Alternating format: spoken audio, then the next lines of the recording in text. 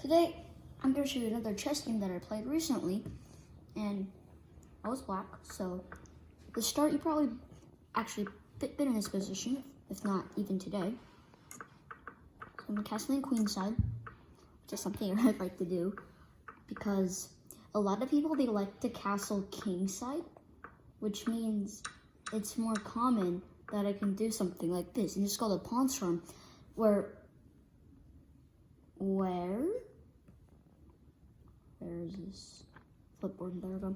Where all your pawns are coming down, and then they're not always like, it's not always in the middle game like this, where they're coming down to try to open lines and attack the enemy king. Sometimes it's at the end game, where you have a lot of passed pawns, and then you're trying to like overwhelm pieces and make new queens. But here's an example of a pawn storm.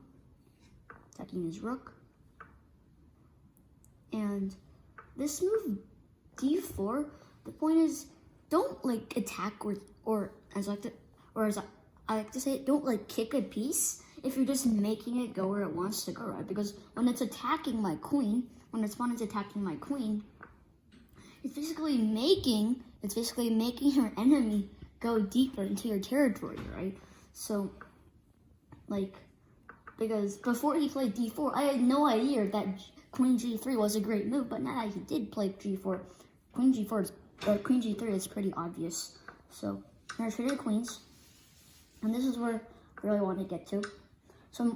So I'm wanting a fork on c2, so he has to defend against that fork, and I'm pushing, trade a whole bunch of pieces.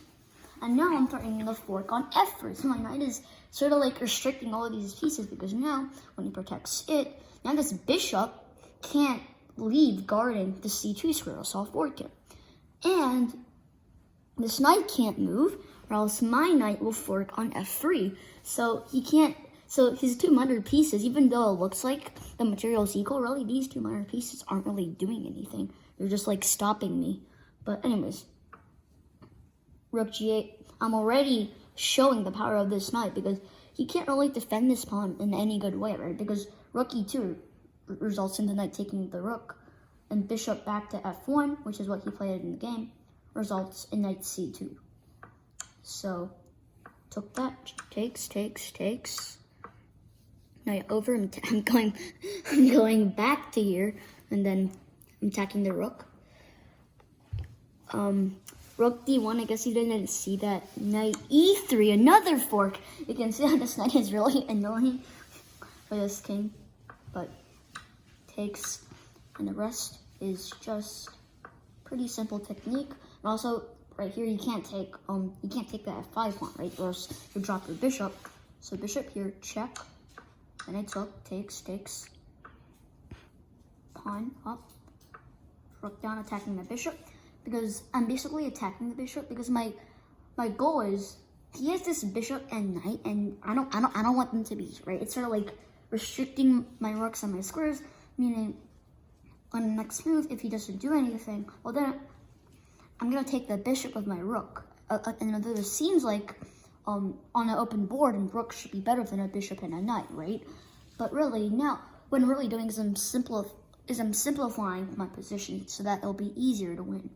So he ran away with his bishop, but that just made like even more easier.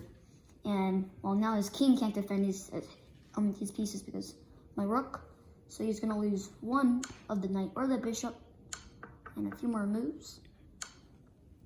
And after rook g2, he just resigned, because I'm checking his king while my two rooks are x-rating this bishop. So no matter where he goes, my rooks are gonna just take this bishop. I'm gonna do rook roller, I'm gonna get checkmate. So here, he just resigned.